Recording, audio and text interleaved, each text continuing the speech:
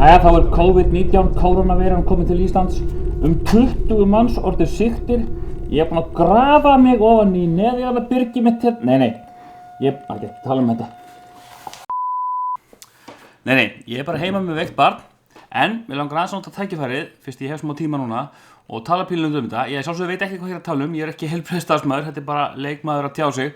Mér langar að ræða svona múgæsingin sem hefur farið af stað í tengslum við þetta, hvað af hann var rétt á sér, hvað ekki, og nota tækifærið til að tala pínlítið svona bólusetningarvinkilinn, því að ég held að umræðan bólusetningar sé góð vísa aldrei of oft kveðin. Eitthvað svoleiðis. Rennum í intro og ræðum þetta.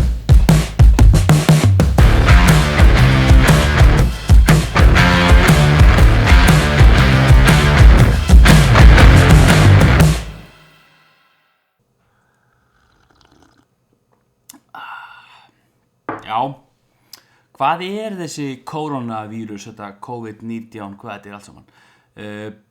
Það búið að reka mikinn hræðsluáróður í fjölmiðlum og fólk duglegt að pósta og endurpósta og deila fréttum sem að bera svona eiginlega einhverjar hamfara fyrirsagnir og klárt að það er mikið af fólki sem að tekur þetta nærri sér, börnin þar á meðal, og svona þeir sem ekki geta leitað sér upplýsingar. En mér langar aðeins að nefna það að þetta í rauninni, aftur, ég bara leikmaður, en eftir því sem ég komist næst, þá erum við að tala að þetta til dæmis svæsin influensa.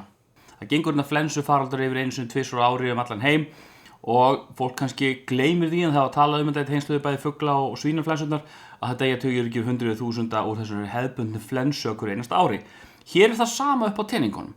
Þetta influensa, tiltölulega harkaleg influensa og hún mun eðlilega draga til dauða einhvern hóp fólks sem að sjálfsögðu dapurlegt og allt það. En það ekki ástæða til þess að halda þetta sé eitthvað hættulegri sjúkdómur fyrir Jónu og Páli út á götu heldur en restin af flensunni. Og hvað þá öðruvísi hérna? Jú, þetta nýtt. Það ekki til hjarðónæmi fyrir þessu. Það punktur sem ég langar að ræða aðeins með influensunum eftir þetta hjarðónæmi, en sem sé það ekki til. Þetta ný veira, við eigum ekki til bóluefni og mannkynnið sem slíkt hefur ekki rekist á áður, hefur þar ekki mótstöðu gegn henni. Þeir sem fá flensuna mynda mótefnið og ættu í flestum tilfellum að vera ónæmir fyrir henni í framtíðinni. Það sem þetta þýðir, og ástæðan fyrir allar þessar varúðarástæðanir eru gerðar eftir því sem ég kemst næst, það að við erum að koma í veg fyrir að þeir sem að veikastir eru fyrir.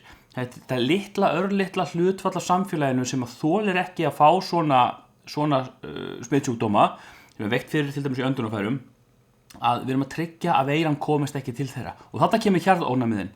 Vegna þess ekki hefðbundna flensan, þar sem að flestir eða stór hluti samfélagsins annarkvort hefur ónæmi fyrir henni nú þegar eða getur náð sér í það með bólusetningu, að þá hleypur þessi áfram. Í gegnum allt, það myndast ekki varnarveggir af fólki með ónæmi sem getur skýlt þeim sem að ekki hafa ónæmið og geta ekki náð sér í það.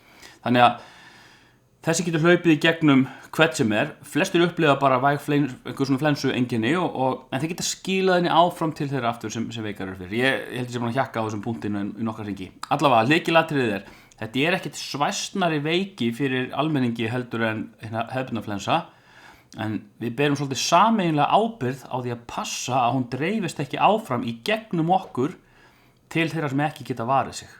Og það þessi samfélagslega ábyrgð, þessi hjarðónæmis ábyrgð sem við berum öll í þessu og eiginlega lykilþátturinn í til dæmis þessu sjokki sem að ég og eflaust margir aðrir hafa fundið fyrir þegar fréttir hafa borist af fólki sem hefur verið að koma sér undan sóttkví með því að svona einhvern veginn fara einhverja leynileiðir inn til landsins. Það náttúrulega bara rakinn skepnuskapur. Ég held að þetta fólk sé ekki að gera þetta mannvon, ég held að það skilji ekki mikilvægt, skilji ekki samhengið, skilji ekki hvað þetta mikilvægt að við hjálpum staðið að verja þá sem veikar eru fyrir. En pössum okkur á því, sérstaklega þegar við erum að tala um börnin sem eru mörg hver áhyggjufullir fyrir þessu, að útskýra það það sem við erum að gera. Þetta ekki veiki sem að fara að stráfella þetta fólk, en við tökum hann alvarlega vegna þess að við þurfum öll að hjálpa stað við að mynda verndarvegg í kringum þá sem ekki mega við því að veikjast. Þess að fáum. Já. Það ekki nokkurn veginn málið, ég held ég hef hitt svona nokkurn veginn á punktin. En það tók ég upp alveg 4 sinnum. En já, þetta minnir auðvitað á umræðan bólusetningar yfir höfuð.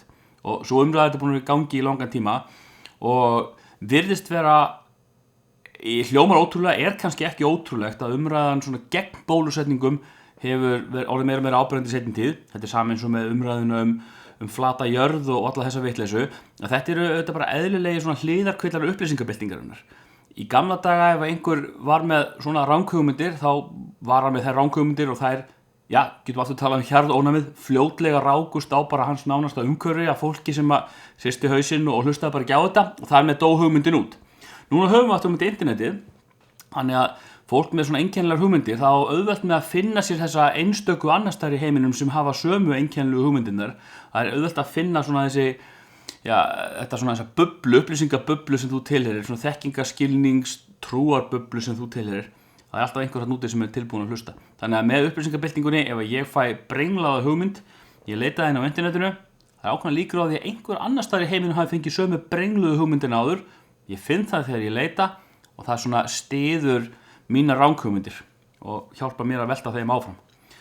En mikilvæg parturinn sem þessar bólusetningar einmitt þetta að við erum búin að ná faktískt séð að útrýma alls konar hlutum, rauðum hundum, skarlatsótt, hettusótt, barnaveiki, lömunarveiki, hver veit hvað, alls konar hlutum, mismunandi tegundum og öðrum tegundum af inflúensu. Þetta allt saman hlutir sem við þurfum ekki að óttast hérna í okkar allavega vestræna heimi dagsdaglega vegna bólusetninga, vegna þess að við erum búin að búa til þetta hjarðónæmi, við erum búin að svona allavega for the time being á góðri íslensku að vinna þessa orustu gegn þessum veirum og bakteríum. Og við erum fann að sjá það vísvegar heim að þessi svona vantrú fólks á bólusetningar sem aftur algjörlega sprottin úr rangfærslum og mistúlkun og upplýsingum, að hún fann að hafa öfug áhrif. Það fara að draga úr hjarðónæminu. Og þarna kemur aftur á þessu, við berum samfélagslega ábyrgð á því að passa að viðhalda þessu hjarðónæmi. Þessi fólk skilur nefnilega ekki þegar aftur, eflaust velmeinandi fólk tekur þá ákvörðun að bólusetja ekki börnin sín. Það snýst ekki bara það að það sé ekki að verja börnin sín fyrir þessum hlutum, heldur það að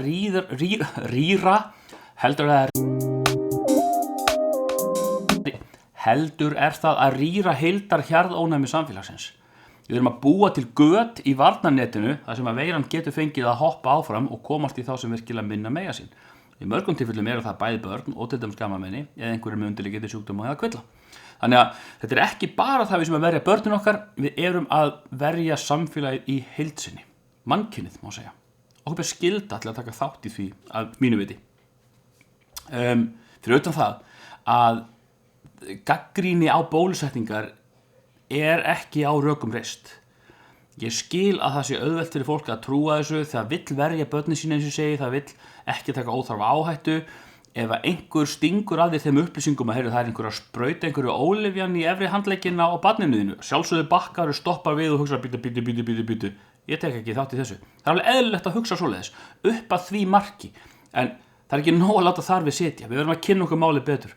Og það ekki nóg að hlusta á einn lækni sem hefur sturlast einhvers staðar og tekið ákvörðun að berjast gegn bólusetningum. Við verðum að horfa á samfélagið í heild sinni.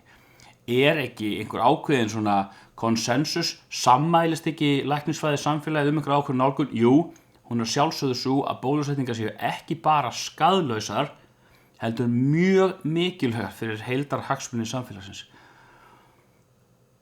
Og eins og segja okkur ber skylda til að taka þátt í því, að mínu viti. Já. Þetta svona randvídeóblogg. Já, þau alltaf góð sko. Gott að hafa eitthvað að gera svona þegar maður heima í svona hálfveikindafríi með börnin sko. Merkilegt, spóðið, þetta fólk sem ekki vill bólusetja börnin sín, fyrir utan einhverja svona sértrúarsöfnuða nöttera einhvers staðar ég hugsa alltaf í Bandaríkjunum en eflaust víðar heim, að flestir til dæmis hér sem hafa eitthvað að byrja að spá í þetta, ég ætla ekki að bólusetja, það verða allir einhverfir sem eru bólusettir. Þau eru sjálf bólusett. Já, hvað finnst ykkur málið? Eru þið lofandi hræddu kvefið? Kommentið endilega fyrir neðan. Þið megið alveg læka eða dislæka, bara svona til að segja hvaða skoðun þið hafið á málefninu. Endilega deila áfram með ykkur finnst einhver þurfa að heyra þessi skilaboð. Ég vissum að þeir eru 1 eða 2 þarna úti. Svo bara að subscribe líka til þess að fylgjast með sko. Heyri, við segjum þetta gott í bili. Þangað til næst.